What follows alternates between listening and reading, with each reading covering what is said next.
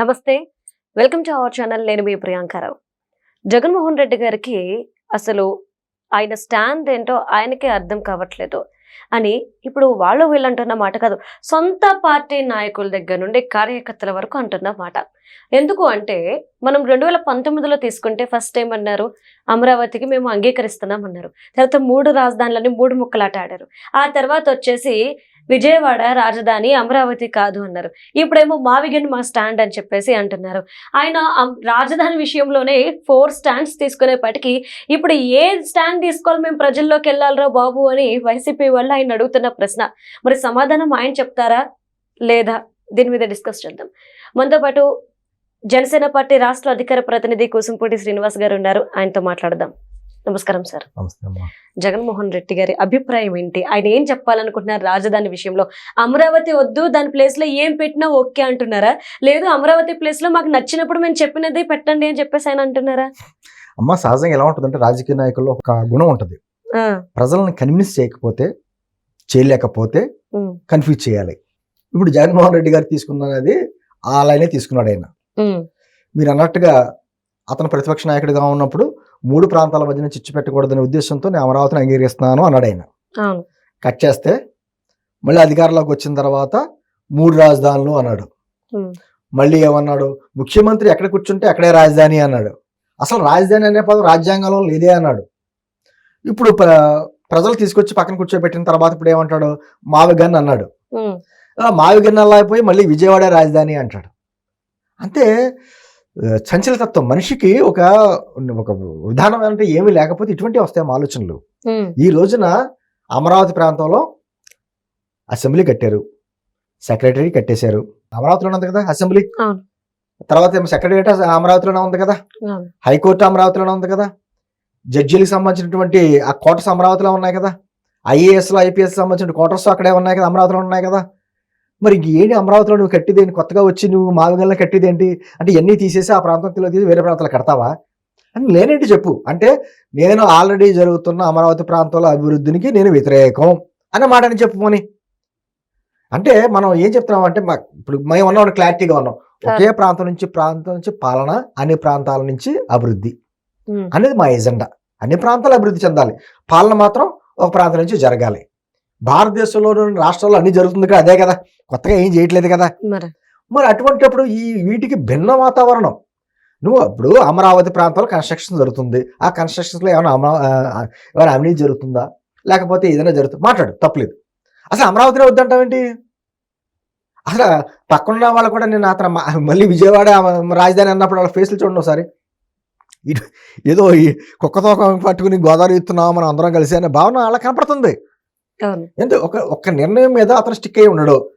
మొన్న లోకేష్ గారు చెప్పాడు, కానీ రేపు పొద్దున బెంతాహాయ్ అంటాడేమో, బెంగళూరు, తాడేపల్లి, హైదరాబాదు 3 మధ్యన రాజధాని కడతాను బెంతాహాయ్ అంటాడేమో, అయినా అంటాడు. అది నిజం, వాస్తవం.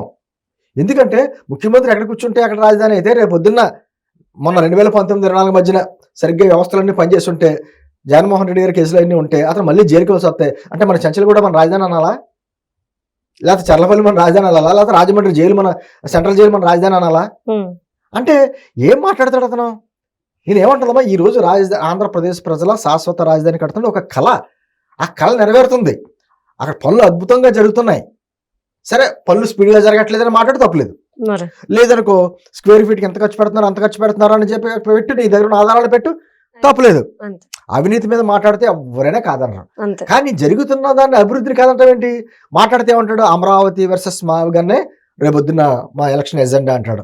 మేము అంటున్నాం అభివృద్ధి వర్సెస్ నిరంకుశత్వం. మేము అభివృద్ధి చేస్తాను, అధికారంలోకి వచ్చాం. మేము 2029 ఎలక్షన్స్కి వచ్చేటప్పటికి ఈ 5 ఏళ్లలో మేము ఏం అభివృద్ధి చేసాం, ఇటువంటి పరిశ్రమలు తీసుకొచ్చాం, ఇటువంటి శంకుస్థాపనలు జరిగినాయి. ఈ రోజు మనం మాట్లాడుకుంటున్నాం. ఈ రోజున కడప ఉక్కు ఫ్యాక్టరీకి అక్కడ శంకుస్థాపన జరుగుతుంది, కార్యక్రమాలు జరుగుతున్నాయి. నేను అంటుంది మేము ఏం చేసాం, ఇటువంటి పరిశ్రమలు తీసుకొచ్చాం. నేను అంటుంది ఈ అభివృద్ధి మేము మాట్లాడతాం. నువ్వు మావిగన్ మీదే మాట్లాడు, మేము ఖచ్చితంగా చెప్తాం. నీ నిరంకుశత్వం ఏంటో చెప్తాం. 2019-24 మధ్యలో నువ్వు చేసినటువంటి అరాచకాలన్నీ చెప్తాం. నువ్వు మళ్ళీ వస్తే ఏం చేస్తావని నీ నోటి ద్వారా చెప్పావు.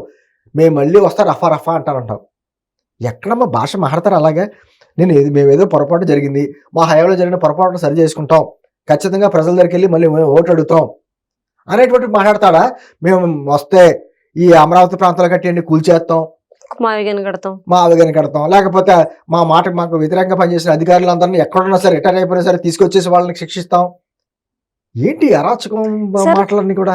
అంటే మీరు ఇంతకు ముందు ఒక మాట అన్నారు కదా, ఆ రాజధాని అనేది రాజ్యాంగంలోనే లేదు అని జగన్మోహన్ రెడ్డి గారు అన్నది మీరు గుర్తు చేస్తే, మరి రాజ్యాంగంలోనే లేని రాజధాని గురించి ఆయన ఎందుకు మాట్లాడుతున్నారు? ఇందాక అదే చెప్పానమ్మా, అతనికి స్థిరత్వం లేదు, అతనికి తెలీదు. మెయిన్ ఏంటంటే అతను ఏదో మైండ్ ఏదో ఫిక్స్ అయి ఉంటాడు. దానికి ఏమైనా కొత్తగా ఐడియా ఎవరు ఇచ్చాడు? ఈ మావగన్ అనే ఐడియా కూడానంట ఒక మేధావి, రాయలసీమ ప్రాంతానికి చెప్పినటువంటి ఒక మేధావి అని ఫీల్ అయ్యే వ్యక్తి ఇచ్చాడట. అది నిజమే నమ్మేసాడు ఇతను. అసలు అది ఏంటి? ఎవరినో ఒక సలహా చెప్పారనుకోమ్మా, దాని మీద ఒక ఆలోచన చేయాలి. థింక్ ట్యాంక్ ఉంటుంది ప్రతి పార్టీల్లో కూడా, పక్క వాళ్ళతో చర్చిస్తారు. ఏంటి ఇటువంటి ఆలోచన వచ్చింది, ఇది కరెక్టా కాదా, ప్రజలు దీన్ని స్వీకరిస్తారా వ్యతిరేకిస్తారా అని డిస్కషన్ జరగాలి. ఆ పార్టీలో డిస్కషన్ ఏమి ఉండదు. అదంతా ఉన్నాను. అది ఏముందమ్మా అక్కడ, మంత్రులుగా చేసిన వ్యక్తులకే స్వాతంత్రం లేదు, వాళ్ళు కనీసం గేట్ బయటే కూర్చోవాలి. అటువంటి ఇప్పుడు ఇంక ఏం డిస్కషన్ ఉంటుంది? కాబట్టి ఎవరో చెప్పారు, అది నిజం అనుకున్నాడు, మాట్లాడేశాడు. ఆ స్క్రిప్ట్లో ఏది ఉంటుంది మాట్లాడతాడు తప్ప దాని గురించి ఒక డిస్కషన్ ఏం చేయడైనా. ఏంటంటే ఇప్పటికైనా రాజధాని ప్రాంతంలో ఎలక్షన్ జరిగినాయి కదా, మొన్న 2024 ఎలక్షన్ జరిగినాయి. అదే రాజధాని ప్రాంతంలో ప్రజలందరూ మిమ్మల్ని తిరస్కరించారు. పోనీ మీరు 3 రాజధానులు అన్న ప్రాంతాల్లో కూడా వైజాగ్ కూడా మిమ్మల్ని తిరస్కరించారుగా. పల్లా శ్రీనివాస్ గారికి స్టేట్లో హైయెస్ట్ మెజార్టీ ఇచ్చారు. మీరు అనుకుంటున్న రాయలసీమలో కర్నూలులోనే వ్యతిరేకించారు కదా, మీకు అక్కడ కూడా మీకు వ్యతిరేకంగా ఓటేశారు ప్రజలు. అంటే ప్రజలు ఏం కోరుకుంటున్నారు? కనీసం జ్ఞానం. నిజంగా ఇతని మాట మీద నమ్మకం ఉండి ప్రజలకి ఇతను 3 రాజధానుల కాన్సెప్ట్ నచ్చితే మరి ఆ 3 ప్రాంతాల్లో అయినా గెలుపొందాలిగా. 3 ప్రాంతాల్లో ఎందుకు కూడా కొట్టారు? నేను అంటుంది ఈ డిస్కషన్ లేకుండా కేవలం అంటే ఖచ్చితంగా అమరావతి ప్రాంతం డెవలప్ అవుతే మనకి రాజకీయ భవిష్యత్తు ఉండదు అన్న తనకి ఒక భయం ఉంది. దాన్ని ఏం చేయాలంటే ప్రజలను ఒక కన్ఫ్యూజ్ చేయాలంటే రాష్ట్రాల్లో ఉన్న సంపద అంతా తీసుకెళ్లి రాజధానిలో పెట్టేస్తున్నారు అలాంటి మాటలు, లేకపోతే ఒక సామాజిక వర్గం డెవలప్మెంట్ గురించే కడుతున్నారనే మాటలు, ఇటువంటి మాటలు మాట్లాడే వ్యక్తుల్ని ప్రోత్సహించడం, వాళ్ళు జర్నలిస్టులు కావచ్చు, వేరే వేరే రూపంలో ఉన్న వాళ్ళు కావచ్చు, అటువంటి వాళ్ళందరినీ ప్రోత్సహించడం, ప్రజల మధ్యన ఒక వ్యతిరేక భావం తీసుకురావడం, అది ఎజెండా. ఆ ఎజెండా తోటి అంటే ఆంధ్రప్రదేశ్కి సరే ఇప్పటికైనా ఒక రాజధాని వస్తుంది కదా, దాన్ని మనం సమర్థించాలి, మిగతా విషయాలు ఏమన్నా మనం రాజకీయంగా మాట్లాడవచ్చు అని సరైన విధానం కాదని ఆలోచన రావట్లా. ఏంటంటే ఈ రోజు అతను పక్కన కూర్చున్న వ్యక్తుల్లో పాపం బొత్స సత్యనారాయణ గారికి ఆరోగ్యం కూడా చెడిపోయింది. ఆయనకి ఈ దెబ్బ తిరిగి ఆయన పాపం సీనియర్ నాయకుడు, గతంలో పిసిసి ప్రెసిడెంట్ గా చేశాడు, ఒక ముఖ్యమంత్రి స్థాయి వ్యక్తి అప్పట్లో. అటువంటి వ్యక్తి ఇతను నమ్ముకుని ఇతని కింద ఉన్న తర్వాత అతనికి ఆరోగ్యం కూడా చెడగొట్టుకుని ఏం మాట్లాడతాడో తెలియకపోవడం మండలంలో కంగారు పడ్డారు అందరూ కూడా. అరే ఆరోగ్యం ఇతను పాడైపోతుందంటే ఏమీ లేదు, అతనికి వేరే టెన్షన్ లేవు. జగన్మోహన్ రెడ్డి గారే టెన్షన్, ఏం చెప్తాడో తెలియదు, ఏం మాట్లాడింది ఇతను సమర్థించాలి. వీళ్ళందరూ సమర్థించాలమ్మా. ఇప్పుడు కాపులకు వ్యతిరేకంగా మాట్లాడాలి.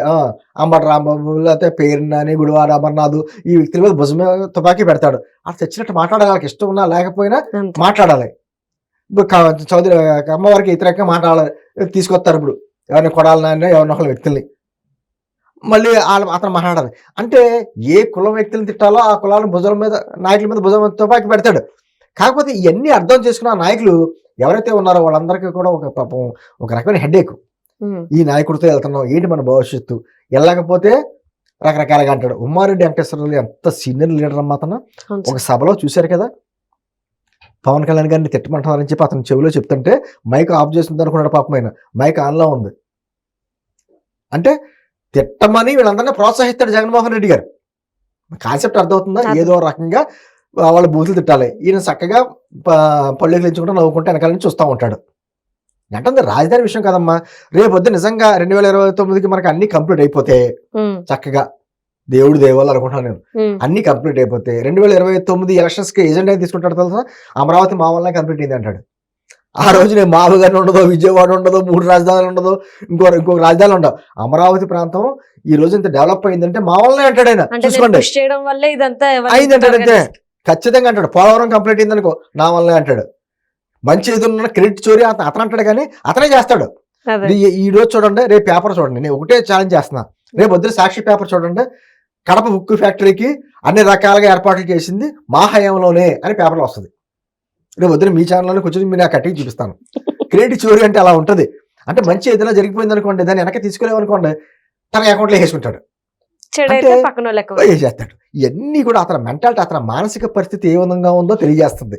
ఒకటే ప్రజలు కూడా కోరుకోవాల్సింది ఏంటంటే, మా రాష్ట్రం డెవలప్మెంట్ అవుతుంది, ఈ డెవలప్మెంట్ మాకు కంటిన్యూటీ కావాలి, మేము మళ్ళీ నీ వైకుంఠపాళిలాగా పైకి కిందకి ఇంకో ప్రభుత్వాన్ని ఏర్పాటు చేసేటువంటి అవకాశాలు ఇవ్వం, మేము ఖచ్చితంగా డెవలప్మెంట్ మీదే స్టిక్ అయ్యి ఉంటాం, ఒకవేళ ఏమైనా లోపాలు ఏం జరిగితే లోపాల మీద ప్రశ్నిస్తాం, ప్రభుత్వాన్ని నిలదీస్తాం అనేటువంటి భావజాలంతో ప్రజలు ఉన్నారనుకోండి, అసలు జగన్మోహన్ రెడ్డి గారు మొత్తం పార్టీని మూసుకుని ఇంట్లో కూర్చోవలసిందే, అంతకుమించి మరి పరిస్థితి దారి లేదు ఆయనకి. Right, thank you so much sir.